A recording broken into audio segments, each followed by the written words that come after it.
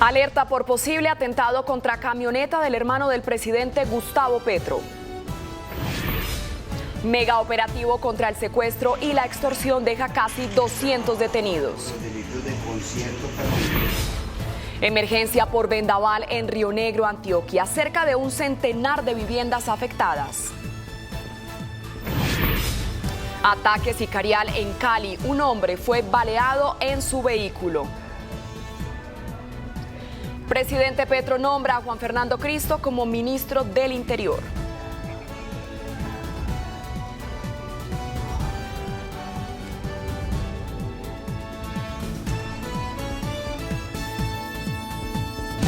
Con Luisa Tobo.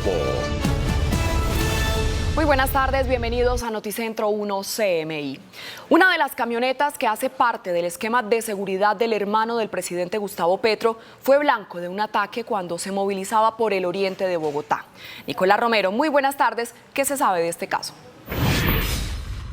Hola Luisa, muy buenas tardes para usted y para toda nuestra audiencia. Hasta ahora la Policía Metropolitana de Bogotá continúa realizando las investigaciones para determinar qué fue lo que ocurrió con este vehículo que pertenece a la Unidad Nacional de Protección y que fue impactado en la avenida Circunvalar, esto en la parte oriental de la capital de la República, cuando se desplazaba en sentido sur-norte hacia el municipio de Cajicá a cumplir con servicio. Esta camioneta pertenece al esquema de seguridad de Juan Fernando Petro, el hermano del presidente de la República, Gustavo Petro, quien no viajaba en este vehículo. De manera preliminar, la Policía de Bogotá comunicó que no se habría tratado de un disparo, sino de un lanzamiento de un objeto contundente. Sin embargo, las investigaciones, como lo confirmó el director de la Policía Nacional, el general William René Salamanca, se siguen adelantando para determinar qué fue lo que ocurrió en ese sector del oriente de la capital del país.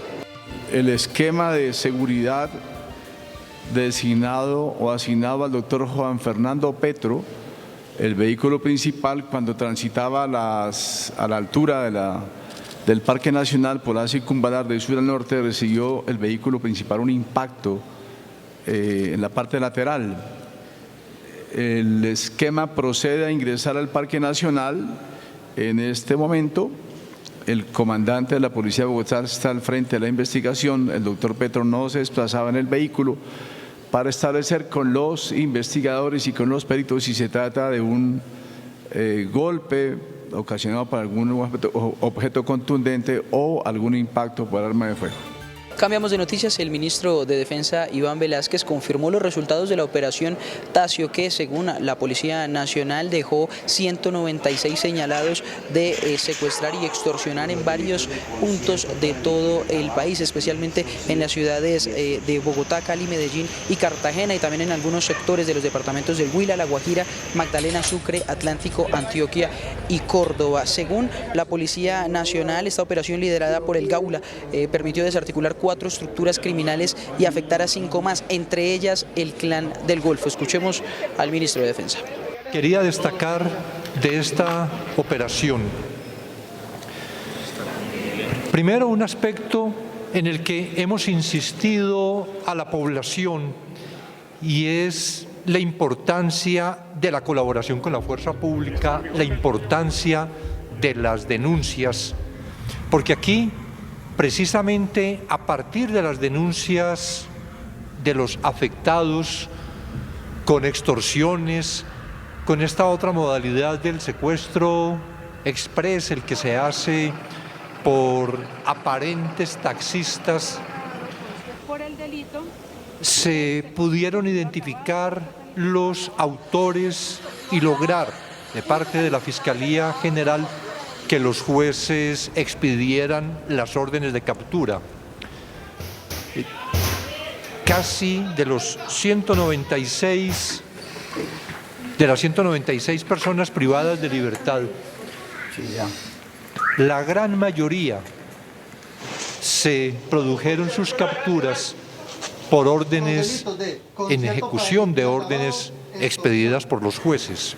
Hubo algunas otras pocas en situación de flagrancia cuando se llegaba al operativo a capturar a alguno de los señalados y se encontraban otras personas con elementos etcétera. Cambiamos de noticias. La empresa de Transmilenio confirmó el inicio de la fase 6 de la operación del sistema. Para hablar de esto nos acompaña precisamente la gerente de la empresa Transmilenio. Gerente, bienvenida a Noticentro 1 CMI. ¿En qué consiste y cuándo Bogotá empezará a ver esos resultados? La fase 6 del sistema Transmilenio consiste en la incorporación de flota de baja y cero emisiones para la operación de nuestra nueva infraestructura troncal que entra en operación en los próximos años. Hoy estamos hablando que este proyecto nos permite reducir nuestro impacto ambiental, beneficiar en esta primera etapa con 296 vehículos de cero y bajas emisiones articulados y biarticulados a más de 2 millones de usuarios al día. Es un proyecto regional porque también nos ayuda a fortalecer nuestra integración y nuestra operación con Soacha. Entonces esperamos que este proyecto tenga todos los beneficios sociales, ambientales y sobre todo en la calidad del servicio que le prestamos a nuestros usuarios. Usted dice que se van a adquirir nuevos buses. ¿Cuándo se abre esa licitación y cuánto implica en inversión? La fase 6, la nueva era, se divide en etapas. Hoy estamos hablando de la etapa 1, de estos 296 buses articulados y biarticulados. Hoy estamos publicando una hoja de términos para iniciar una conversación constructiva con el mercado, con los interesados, con los posibles oferentes. Esto nos permitirá tener una retroalimentación, fortalecer los términos de referencia y abrir con prepliegos la licitación a principios de agosto y ya con pliegos definitivos a mediados de septiembre. Esta flota esperamos entre a operar en la ciudad-región a finales de 2025. ¿Qué troncales son? Son para las futuras troncales, ¿no? Son para las troncales principalmente que están en construcción, es decir, la avenida Carrera 68, la avenida Ciudad de Cali y la extensión a Soacha. La que inicia formalmente de primera es la de Soacha, ¿sí? Tenemos diferentes tiempos, pero durante el próximo año vamos a tener la entrada en operación total o parcial de estas troncales. Con ella los 296 buses que usted dice. Así es, estos 296 articulados y biarticulados entrarán a operar a finales del 2025 para prestar el servicio en estas troncales nuevas. ¿Cuáles son las características rápidamente de estos buses para finalizar?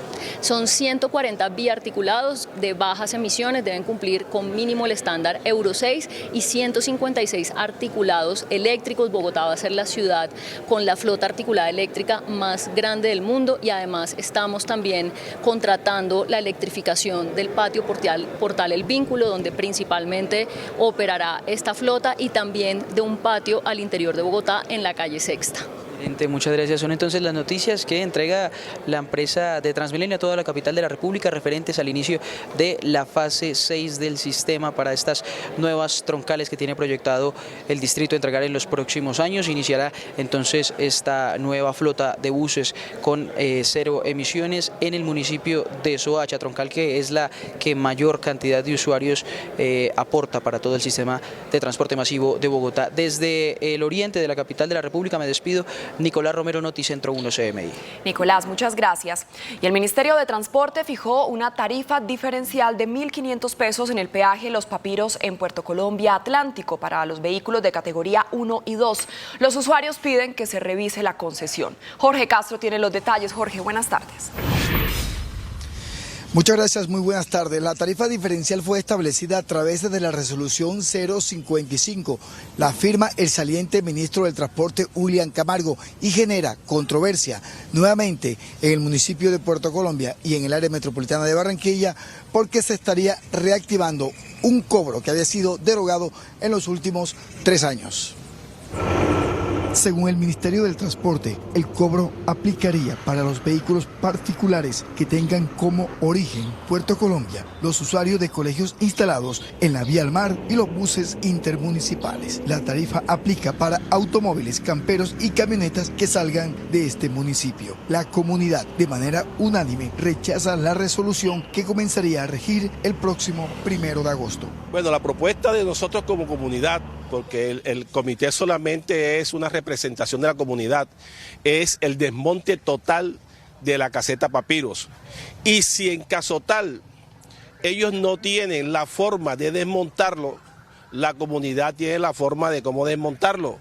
¿Por qué? Porque aquí no hay ningún detrimento económico, porque aquí lo que tiene que haber es una voluntad política entre el gobierno nacional y la concesión costera.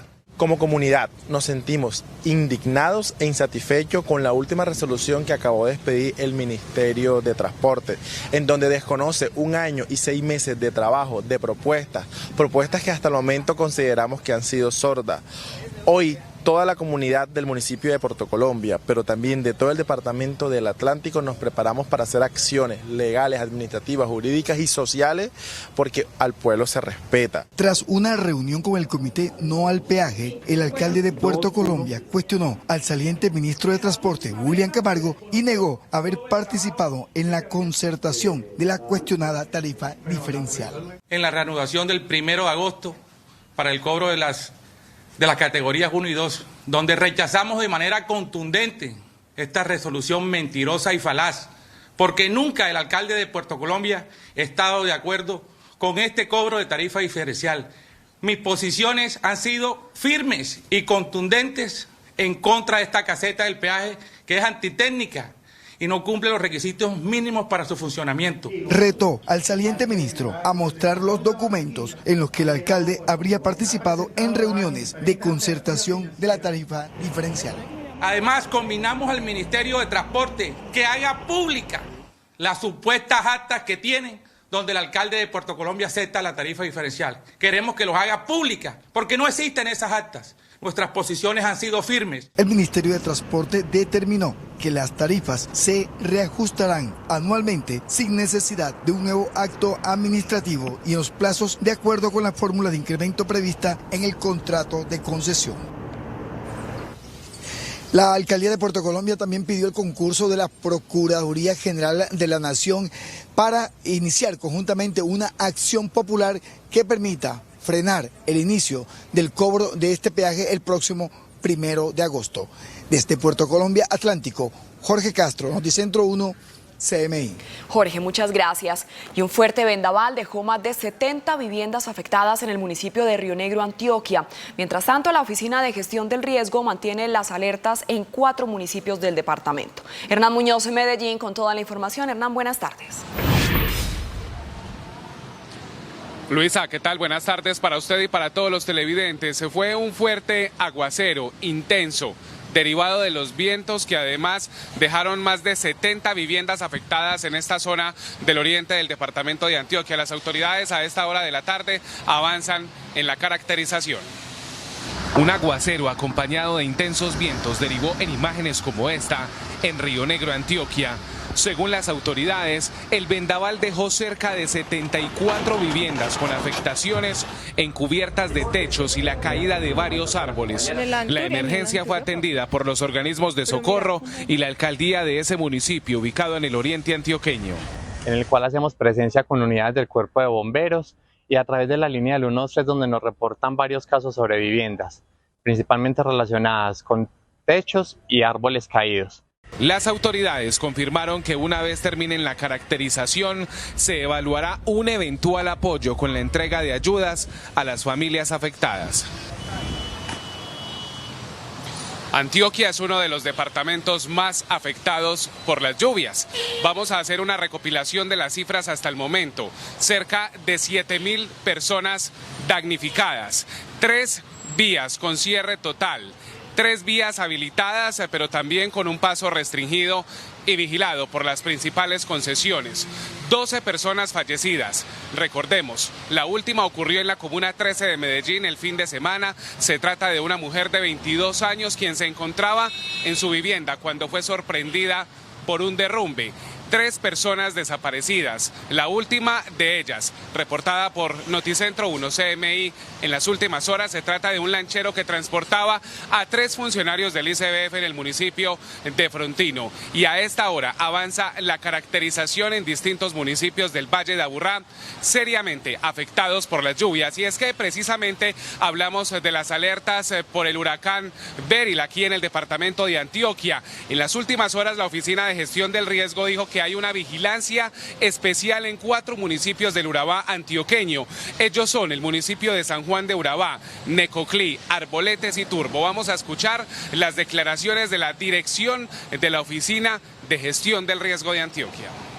La capacidad de con este marco de actuación venir trabajando con los alcaldes, hacer también una llamada de atención a todos los consejos municipales de gestión de riesgo de estos 4 municipios. Por demás es que los bañistas no estén cerca a las playas y adicionalmente también con todo el oleaje, pero adicionalmente con los vendavales que podrían suceder, pues naturalmente empezar a verificar todos los techos de las viviendas aledañas a la playa para que precisamente no tengamos ninguna dificultad. La comunicación tiene que ser efectiva y asertiva, pues para que efectivamente nosotros podamos anticiparnos ante cualquier evento. Nosotros venimos monitoreando el Golfo de Urabá y venimos en conocimiento y en relacionamiento directo con la Unidad Nacional de Gestión de Riesgo en la sala de crisis que ellos tienen instalada precisamente para el monitoreo del huracán. Atención, y vamos a cambiar de tema porque el Ejército y la Alcaldía de Medellín confirmaron un megaoperativo en el municipio de Barbosa, en el norte del Valle de Aburrá. Se confirma la destrucción de 7 laboratorios para la producción de clorhidrato de cocaína y las autoridades allí continúan en una vigilancia especial con un dato atípico. Es la primera vez que se sorprende un complejo como estos dentro del Valle de Aburrá. Así se ve desde el aire la extensa zona boscosa en la vereda Popalito de Barbosa, Antioquia. En pocos minutos, un equipo de militares rodeó la zona y al llegar encontraron un complejo cocalero que tenía una capacidad de producción de grandes dimensiones. Al momento se tiene una incautación de 3.000 galones de insumos líquidos, 1.500 kilos de insumos sólidos. Con este importante golpe le estamos neutralizando, le estamos bloqueando las finanzas al GAO Clan del Golfo. Las autoridades revelaron que se trata de un área de 50 hectáreas aproximadamente, que al parecer era propiedad de la subestructura Carlos Mauricio García o Doble Cero del Clan del Golfo. Un dato relevante para las autoridades, este complejo de laboratorios quedó al descubierto dentro del Valle de Aburrá. Estamos hablando que mensualmente estaban generando 7 toneladas al mes. 7 toneladas al mes. Pegadita al casco urbano de Barbosa y en el área metropolitana. Esta es una gran afectación al Clan del Golfo.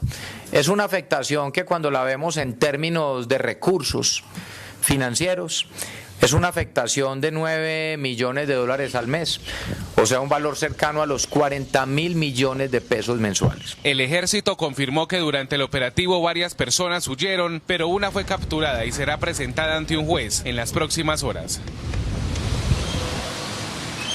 Atención, hay noticia de última hora en Colombia. Fue suspendido por 6 meses el exalcalde de Medellín, Daniel Quintero, y además tendrá una inhabilidad especial. La noticia acaba de ser confirmada por la Procuraduría General de la Nación en una extensa audiencia que se extendió durante 2 horas.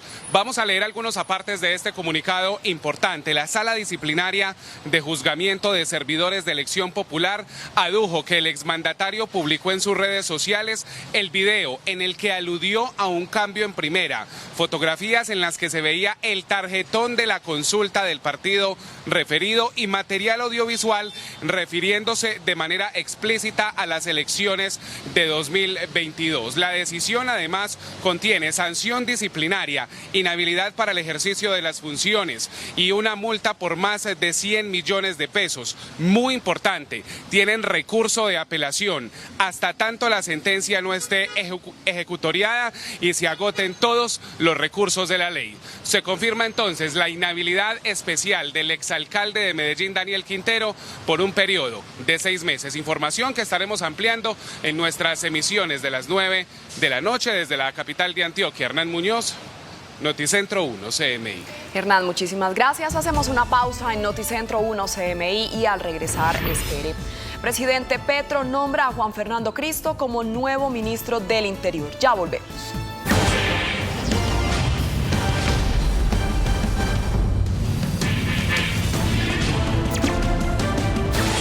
El alcalde de Bogotá, Carlos Fernando Galán, defendió la decisión de flexibilizar las medidas de racionamiento de agua en la ciudad. Esto después de que la Defensoría del Pueblo alertara sobre la posibilidad de que se apliquen nuevos cortes en el servicio de agua.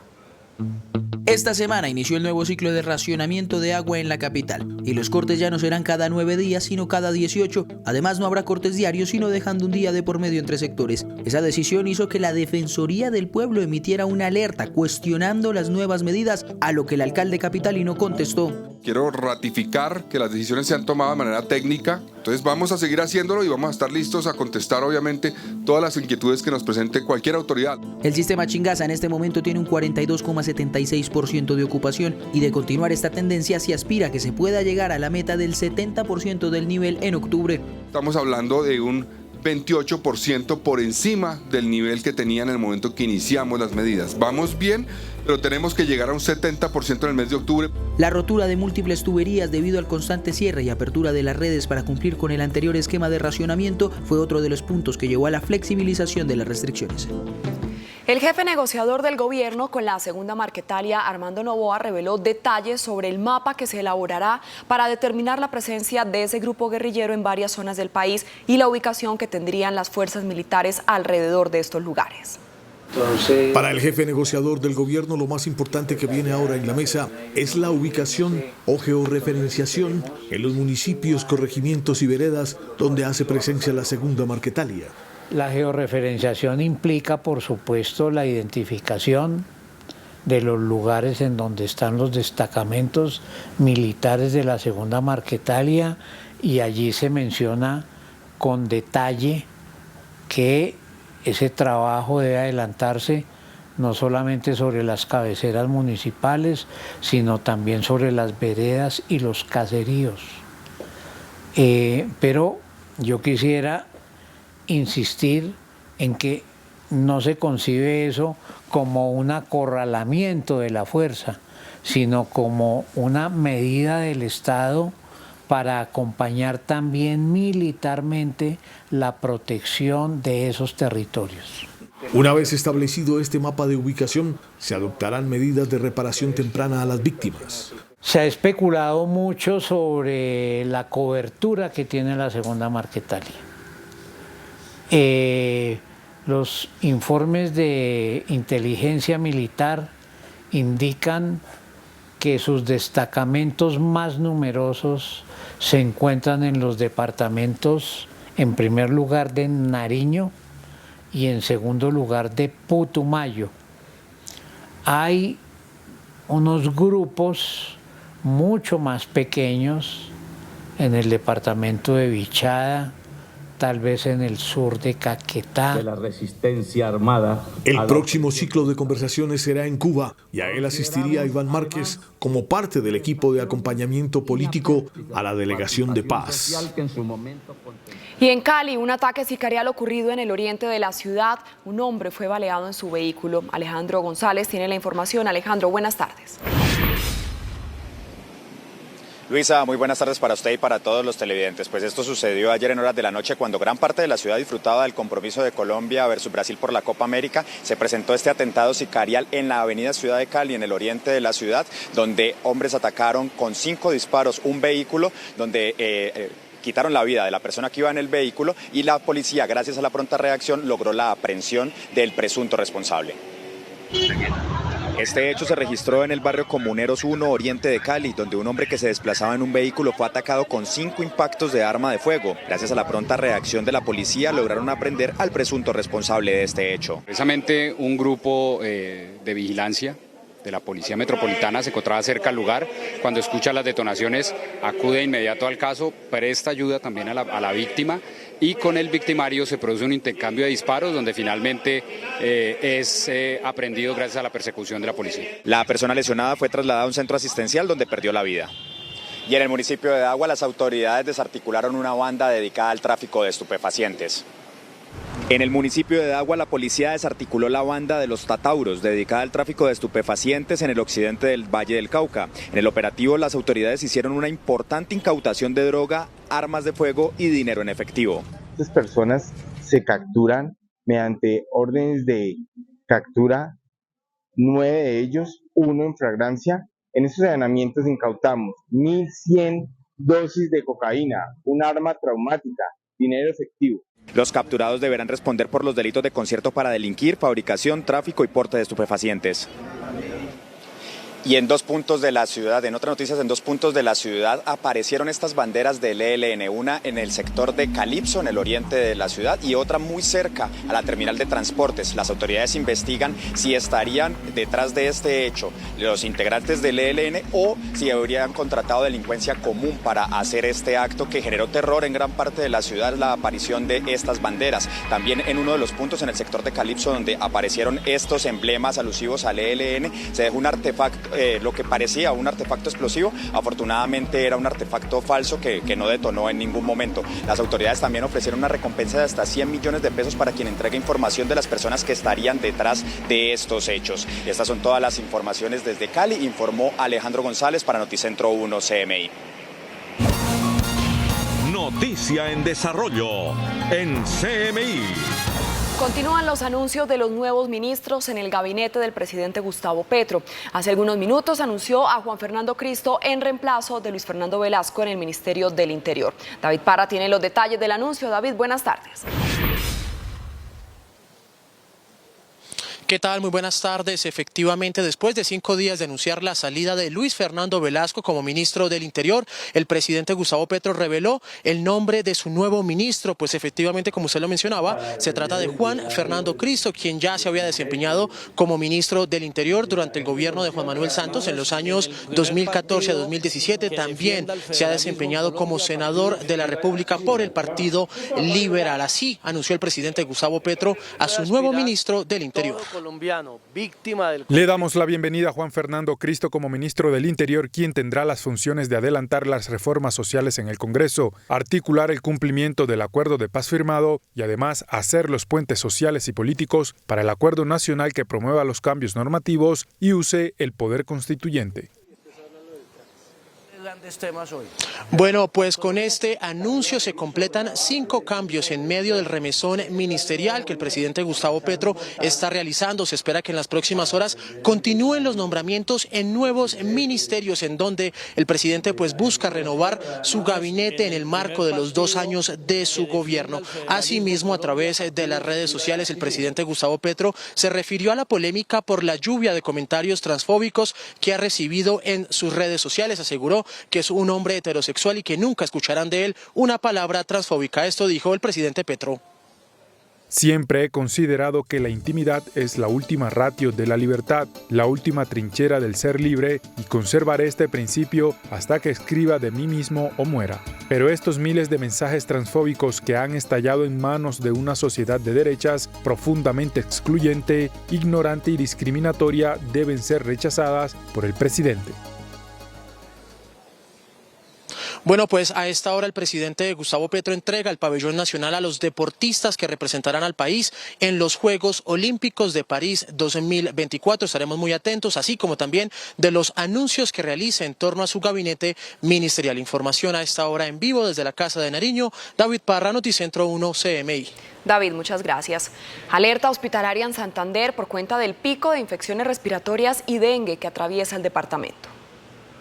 La ocupación de nuestras cubículos de UCI, que son 57 cubículos, estamos al 100%. Y al igual que el Hospital Universitario de Santander, este panorama se registra en todas las clínicas y hospitales del departamento por culpa de 2 enfermedades. Tenemos, ahorita hay un brote de dengue, y eso pues cuando es dengue grave y dengue con signos de alarma requieren internación, hospitalización, toca manejarlos. Y también tenemos infecciones respiratorias que siguen siendo muy frecuentes, la demanda de servicios por esta patología. Pero, ¿qué está causando estos brotes y qué se debe hacer para frenar su avance? Estamos viviendo una época de lluvias donde es más fácil adquirir una infección viral. Nuevamente, si nosotros sentimos que tenemos fiebre, que tenemos congestión nasal, que estamos tosiendo, recordemos el uso del tapabocas siempre. Esto muy seguramente en relación a cambios climáticos, contaminación, entre otras, que facilitan la proliferación de vectores que también propagan la enfermedad. Campañas de aseos en conjuntos cerrados, parques y sitios públicos y en las mismas casas para evitar criaderos es el antídoto para el dengue. Para los problemas respiratorios, los médicos recomiendan el uso del tapabocas, bastante hidratación y permanecer en casa mientras se restablece de la enfermedad. Avanza con fuerza el huracán Beryl por el Caribe. El ciclón tropical ya tocó tierra en Jamaica, dejando a su paso al menos 7 muertos, destrucción y un alarmante precedente a su paso por la región. Vientos sostenidos con fuerza de tormenta tropical ya llegaron al este de Jamaica, donde el huracán Beryl provocará una combinación de mareadas ciclónicas potencialmente mortales y vientos destructivos superiores a 260 kilómetros por hora, por lo que el gobierno jamaicano declaró zona de desastre por los próximos 7 días. I am now declaring the whole of Jamaica to be a disaster area, in accordance with Section 26 of the Disaster Risk Management Act for the next 7 days. All Jamaica should note that following on this declaration, an island-wide curfew will be in effect.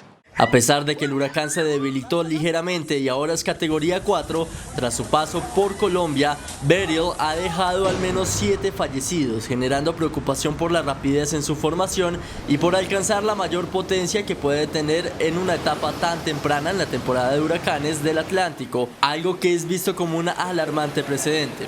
Por ahora se espera que tras su paso por Jamaica vaya rumbo a las Islas Caimán. Los meteorólogos comunicaron que la tormenta podría ser una de las más fuertes que haya afectado a Jamaica en más de 15 años. El presidente estadounidense Joe Biden reconoció que casi se queda dormido en el debate contra el expresidente Donald Trump. Tras el debate histórico entre el demócrata Joe Biden y el republicano Donald Trump, en el que Biden ha recibido duras críticas por su actuación, donde proyectó una imagen envejecida, con voz ronca y dificultades para concluir alguna de sus frases, aumentando las dudas entre los votantes y miembros del Partido Demócrata sobre su capacidad para seguir gobernando, el mandatario reconoció que casi se queda dormido en el debate, atribuyendo el cansancio a los viajes que había realizado solo días antes a Italia para la cumbre del G7 y a Francia para el aniversario número 80 del desembarco de Normandía. Y así lo confirmó la secretaria de prensa de la Casa Blanca. We understand the concerns. We get it. The president did not have a great night, as you all know, and many of you reached out during the debate. The president had a cold. He had a hoarse voice. You all heard it. That's why you reached out. Sin embargo, la preocupación entre los demócratas de perder las elecciones en noviembre aumenta. De acuerdo a un sondeo del medio CNN, el 75% de los electores encuestados cree que el Partido Demócrata tiene más posibilidad de ganar con otro candidato frente a Trump. El aspirante a la presidencia de Estados Unidos, Robert Kennedy Jr., fue acusado de abuso y adicción sexual. Según una revista del país norteamericano, una niñera contratada por su familia en 1998 denunció que Robert la acosaba sexualmente. El político vinculó el artículo con el intento de los demócratas de distraer al país. Aumentó a 121 el número de muertos por la estampida tras una ceremonia religiosa en India. Las autoridades confirmaron que la mayoría de las víctimas mortales son mujeres y que todavía hay gente desaparecida. Los testigos indicaron que el hacinamiento, la falta de salidas y el barro fueron los principales factores que causaron la tragedia. El presidente de Ecuador, Daniel Noboa, decretó por un mes más el estado de excepción en 6 provincias del país. Según el mandatario, la medida busca enfrentar la constante violencia atribuida a bandas de crimen organizado y la crisis de seguridad que ha enfrentado el país suramericano durante los últimos meses. Desde que asumió el poder en noviembre del año pasado, Noboa ha emitido en 3 ocasiones diferentes la medida de estado de excepción en Ecuador. El gobierno de Israel declaró como estatales 1.200 hectáreas de terreno en el Valle del Jordán de Cisjordania ocupada, la mayor en 30 años. Y es que desde que iniciaron los ataques de Hamas el 7 de octubre, en los que murieron 1.200 personas y otras 251 fueron tomadas como rehenes, Israel ha declarado como propias unas 2.370 hectáreas de territorios palestinos, lo que hace del 2024 un año récord en esta materia. Noticia en desarrollo en CMI.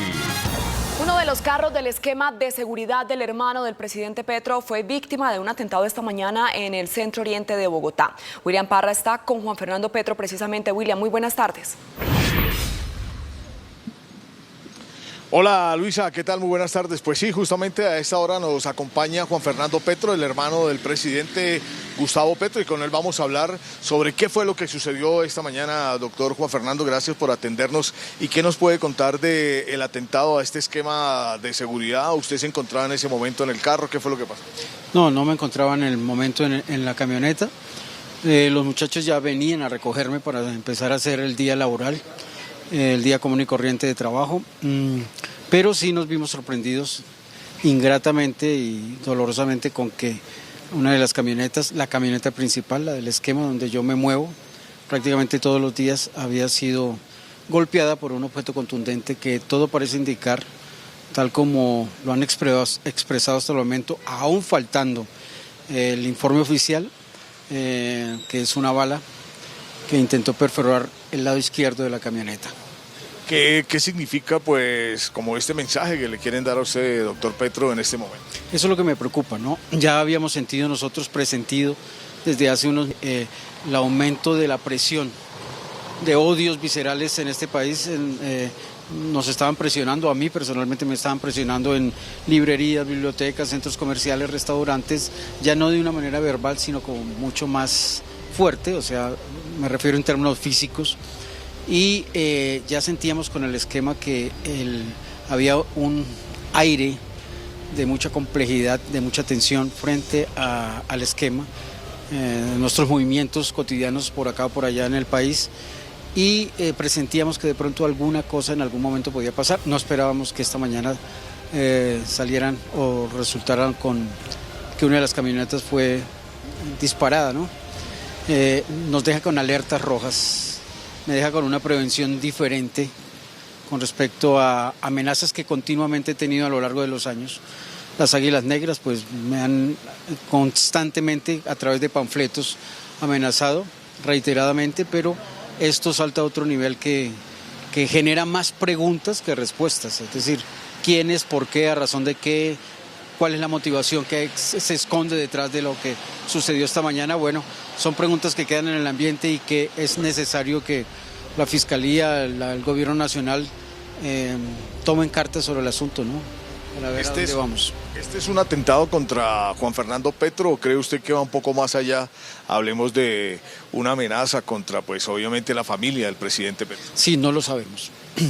Habría que verlo, habría que los peritos pertinentes en este tipo de casos, pues tendrían que abrir la investigación, tiene que abrirse una investigación, porque ¿qué se esconde detrás de esto? O sea, un atentado hacia mí, hacia las relaciones de lo que yo he trabajado a lo largo de los años en el proceso de paz, de los derechos humanos, de la Comisión Latinoamericana, de mi encuentro en la cárcel de La Picota con ciertos personajes, la cuestión de los extraditables, de los diálogos de la paz total, es decir, una serie de aristas que he asumido en mi vida con respecto a estos temas y que me han traído toda esa serie de complejidades y por lo tanto espacios de posibles amenazas.